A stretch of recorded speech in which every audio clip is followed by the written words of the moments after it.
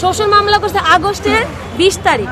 তাইলে ওনারা যখন ঘোষণা দিচ্ছে ডক্টর ইউনূস স্যার যে প্রত্যেকটা শহীদ পরিবারকে টাকা দেওয়া হবে, অনুদান দেওয়া হবে, তখনই আমার শ্বশুর এসে আমার নামে মামলা করছে। কেন? আমি কি আপনাদের কোনো ক্ষতি করছি বলেন তো? আমাকে জিজ্ঞেস করার দরকার নেই আপনাদের। আপনারা আপনাদের মতো থাকেন, আমি আমার মতো বাঁচতে দেন। আমি অনেক থার্ড ইয়ার একজন স্টুডেন্ট, আমি পরীক্ষা দিতে পারি না, পরীক্ষা পড়ালেখা সব বন্ধ হয়ে গেছে। স্বামী তো মারা গেছে, ওনারা এখান থেকে অত্যাচার, না বাবার বাড়ি না শ্বশুর বাড়ি না কোথায় যে ঠাই পাচ্ছে। তাহলে আমার অবস্থানটা কোথায় যে দাঁড়ায়? আমার স্বামী হত্যার বিচার আমরা চাইবো না। আমি যেটা শ্বশুর আমাকে মামলা দিতে পারে, আমি তার কেন? আমি একটা কথা বলি, আপনি নিয়েন না তাইলে দিতেছেন কেন? আচ্ছা, আমি পরিকর নিবেন চাতাই দিয়ে আমি বলছি যেটা আপনার শ্বশুররা আওয়ামী লীগ পরিবারে এই জুলাই যে আন্দোলনটা হলো, এই আন্দোলনকে আপনার হাজবেন্ড পারে আওয়ামী লীগ কর্মী হয়ে, আওয়ামী লীগের লোক হয়ে আপনার কি মনে হয়? উনি তো আওয়ামী লীগ করতো না। আপনার শ্বশুর আওয়ামী লীগ পরিবারের লোক, আপনার ওনার ছেলে এই কথা তো কয় চলে না, এই রকম কয় চলে না। আমরা আওয়ামী লীগের লোক কি আন্দোলন আসবে কোনোদিন? এটা পোস্ট করেন। আমি কিন্তু শহীদের ভাই, বলেন। আমি কিন্তু শহীদের ভাই। তার আগে শ্বশুর শাশুড়ি ঝামেলা হবে। আমি অনেক থার্ড ইয়ার স্টুডেন্ট, আমরা কি শুনবো কি হয়েছিল? আমার সাথে আমার হাজবেন্ড গিয়েছে, একই সাথে আন্দোলনে ছিল, সে জামায়াত ইসলাম। ঠিক আছে, এই জন্য একটু শুনবো। আমার ছেলেকে গুলি করছে আওয়ামী লীগরা, পুলিশরা, কিন্তু ও গুলি করে নাই, কিন্তু আমার ছেলেকে অত্যাচার করছে, ব্ল্যাক লিস্ট করছে। আমার ছেলেকে খাইতে দেয়নি, খাওয়ার নিয়ে গেছে, আমার ছেলে ফোনটা বন্ধ দেয়নি। ফোনটা সেটাকে মৃত্যুর আগে না মরার পরে অত্যাচার করেছে? মৃত্যুর আগে সব জানা গেছে আমাদের। তাহলে হত্যা মামলা তার বিরুদ্ধে কিভাবে হয়? হত্যা মামলা, ওর নাম তো হত্যা মামলা দিই নাই, ওর এমনি ভাবে আসামি দিয়েছে যে ও অত্যাচার করছে, তাই অত্যাচার করছে। আচ্ছা, আপনার ছেলে যখন গুলিবিদ্ধ হসপিটালে ছিল তখন কি অত্যাচার করছে আপনার ছেলের বিরুদ্ধে? না, তখন করে নাই। তাহলে হত্যা মামলায় দিয়ে আনে নাই। হত্যা মামলায় তার নাম কিভাবে আসে? কিভাবে আসে? সে আমার ছেলেকে বহুত অত্যাচার করছে। জুলাই ফাউন্ডেশন থেকে টাকাও পেয়েছেন? না, পাইনি। আপনার বিটাপো বললো টাকা পেয়েছেন? ওরা পাইছে, আমাদেরকে হয়রান করছে। ওইরা ওই বলতে ওরা সবাই নিয়ে যাইয়ে বিরাম করে আলোচনা করে। ও মহিন সন্ত্রাস ছিল, ও জঙ্গি ছিল। আল্লাহর কসম, আপনি আমাকে স্ট্যান্ডে ফোন দেন, বাস স্ট্যান্ডে নাম্বার নিয়ে না হয় কথা, এইভাবে আলোচনা করে আছে।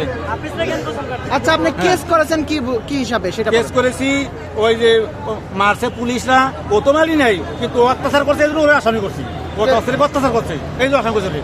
ও তো মারি নেই, ওর মারা তো আমার লিখে দিতে মামলাটা করছেন জুলাই গণহত্যার মামলা। জি, এটার সাথে তার তো কোনো সমস্যা না। আগে যে ওরা আমার ছেলেকে অত্যাচার করে, আগে যদি অত্যাচার করে সেটা আপনি আলাদা করতে পারেন। জুলাই গণহত্যার সাথে তো আপনি মামলা করতে পারেন না। ওরা অত্যাচার করার কারণে ওদের নাম দেওয়া হয়তো অত্যাচার করার কারণে। একজন হুজুর হয়ে কিভাবে জুলাই গণহত্যার মামলা দিতে পারেন? এটা কি আপনি অন্যায় করেন নাই? মানে ওরা অত্যাচার আগে করছে, আপনি কি অন্যায় করেন? ওরা আগে অত্যাচার করছে, এই জন্য ওদেরকে মামলা দেওয়া হয়েছে। আলাদা মামলা দিতে পারেন, কিন্তু জুলাই গণহত্যার মামলা কেন দিবেন? ভাই, আমাদের কথাটা চেক করেন, খালি ওটা একা করেন না। আপনি শুনেন, বিষয় হচ্ছে যে আপনার সাথে অভিযোগ করছে আপনি কি একাধিক বিয়ে।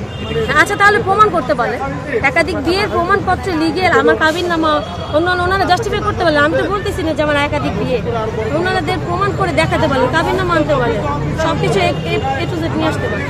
আমি একটা মিনিট আপনাদের দেখাই, ভিডিও ফুটেজ দেখাই, শ্বশুরের সাথে ভিডিও ফুটেজটা দেখাই, নাহলে তো বিশ্বাস করবেন। এই যে দেখেন, আমার হাজবেন্ড সহ শ্বশুর বাড়িতে খাবার খাচ্ছে। এই যে আমি মোবাইলে লাইটটা বাড়িয়ে দিই।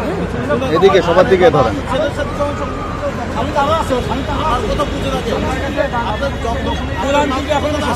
এই যে দেখেন, এই যে শ্বশুর, এই যে শ্বশুর, এই যে শাশুড়ি, এই যে হাজবেন্ড, আমি তারা ভিডিও করতেছি, একসাথে খাওয়া দাওয়া করতেছি। ঘুরান একটু ঘুরান। বলেন, তাহলে উনি একজন মসজিদের ইমাম হয়ে ওনার পিছনে নামাজ পড়ে যায়, আপনারা বলেন তো? উনি একজন ছেলের বউকে এরকম হ্যারাস করতে পারে? এরকম কোন পৃথিবীতে আছে মানুষ? আমাকে পছন্দ করে না, উনি ইনডিরেক্ট আমাকে অন্য একটা মামলা দিত। আমার ছেলেকে অত্যাচার করতে জন্য মারা গেছে, অন্য একটা মামলা দিত কেন? সে রাষ্ট্রবিরোধীর সাথে, রাষ্ট্রের সাথে আমাকে মামলাটা ঢুকাইলো। এই নিশ্চয়ই এখানেও তার কিছু আছে। আমার নামের পিছনে আমার স্বামীর নাম লেখে নেই। সে আমার প্রতি এত ক্ষোভ, আমাকে প্রথম আসামি দেয় না, দ্বিতীয় আসামি না, 6 নম্বর আসামি না, আমাকে দিছে একদম শেষের আসামি দিছে, 156 নং আসামি দিছে, এবং আমার নামের পরিবর্তে দিছে আমার বাবার নাম। তাহলে উনি এগুলো ষড়যন্ত্র করেন। ওনার কল রেকর্ড গুলো আমার কাছে আছে, উনি যে আমাকে প্রতিনিয়ত হুমকি দিচ্ছে, সব কল রেকর্ড গুলো আমার কাছে আছে। আপনারা তো বিশ্বাস করেন। এই যে দেখেন, আমার হাজবেন্ডের সাথে একসাথে আমরা একই পরিবারে খাওয়া দাওয়া করছি, একই পরিবার, সবকিছু এ টু জেড প্রমাণ আছে। আপনি কি মনে করছেন এই টাকার জন্য? হ্যাঁ, ওনারা টাকার জন্যই আজকে আমার সাথে এরকম করতেছে। আমি ওনাদের কাছে মাপও চাইলাম, সেদিন মাপও চাইলাম যে বাবা আমার যদি কোনো অন্যায় হয়ে থাকে আমাকে মাফ করে দেন। সবার সামনে পায়েও ধরলাম, জুলাই ফাউন্ডেশনে গিয়ে একটা লিগ্যাল টিমের মাধ্যমে ওনারা একটা বিচার করে দেবেন।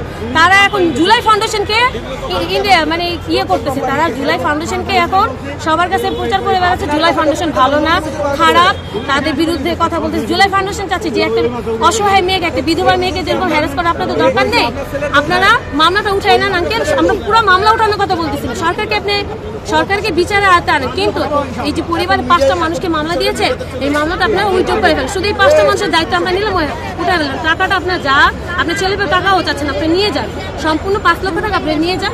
তারপর মামলাটা মেয়েটাকে এখান থেকে উদ্ধার করেন। ওর স্বামী মারা গেছে, এটা তো বোঝা উচিত। আপনি তার জন্য মসজিদের ইমাম, তাহলে আপনি কিভাবে এই কাজটা করেন? সে ওইখানে বক্তব্য দিয়ে এসে যে হ্যাঁ আমি করবো, কিছুক্ষণ পর সে ঘুরে গেছে। এখন সে মামলায় উঠাবে না, আমার শেষ পর্যন্ত দেখি তার বাড়ি হচ্ছে গোপালগঞ্জ, আমার বাড়ি হচ্ছে ঢাকা যাত্রাবাড়ি।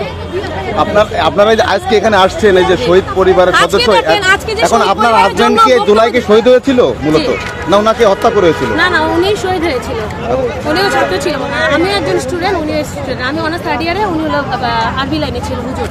তো আজকে আচ্ছা এটা আমি বলি, এই শোনেন আপু, এটা কিন্তু আমাদের ওইটার সাথে আবার জড়িত করতে পারে। এই শোনেন না দেখেন, আজকে যে শহীদদের বিচার চাওয়া হলো হত্যার, একটা মিনিট বলি, উনি একবারও কিন্তু উঠে দাঁড়ান। ওনার যদি বাবা হিসেবে তার রক্তের দাম চাইতো, তার সন্তানের রক্তের বিনিময়ে, যাদের সবাই প্রত্যেকটা শহীদ কিন্তু কান্না করছে, তার বাবা মা বউ স্ত্রী সবাই মায়েরা, উনি তো একবারও বক্তব্য দেয়নি। আপনারা প্রত্যেকটা মিডিয়া দেখেন তো বক্তব্য। আমরা যতটুকু জানতে পেরেছি আপনার শ্বশুর নাকি বলছেন এই হত্যার সাথে আপনারা নাকি জড়িত, এরকম। তাহলে আচ্ছা আমি তাহলে আমি বলছি শহীদ হলো কিভাবে? হ্যাঁ, তাহলে সে শহীদ হলো কিভাবে? তার শহীদের লিস্ট হিসাবে কিভাবে আসলে তারা কিভাবে শহীদ ভাতা খাচ্ছে বলেন তো? একটু তাকেই প্রশ্ন করেন, প্রশ্নটা তার কাছেই রাখেন। আজকে যে মিডিয়া হলো, মিডিয়া যে উনি একবারও একটা বক্তব্য দিল না, তাহলে তার সন্তানের প্রতি কি দরদ? শেখ হাসিনা নামে একটা কথাও সে বলতে চায়। আপনি কি মনে করছেন সে কি আওয়ামী লীগের? হ্যাঁ অবশ্যই, তার পরিবার সম্পূর্ণ আওয়ামী লীগ। আপনার গোপালগঞ্জের ঠিকানা নিয়ে দেখেন, সম্পূর্ণ সবাই আওয়ামী লীগ করে। এখন তার সন্তান এই জুলাই আন্দোলনে মারা গিয়েছে, এখন শহীদ হিসাবে লিস্ট হয়ে গেছে, আয়ত্ত আসছে। এখন সে সেইটাকে কি করতেছে, মানে কি আয়ত্ত করে সে এখন শহীদের বাবা হিসেবে। কিন্তু শেখ হাসিনা নামে একটাও বিচার চাচ্ছে না, ওনাকে কোনো খারাপ ইঙ্গিত করে কোনো কথাই বলতেছে না। আপনার শ্বশুরের পরিবার আওয়ামী লীগের লোক, আপনার হাজবেন্ডকে যুদ্ধে অংশগ্রহণ করেছিল বলে মনে হয় আপনার? জি, আমি একসাথেই ছিলাম।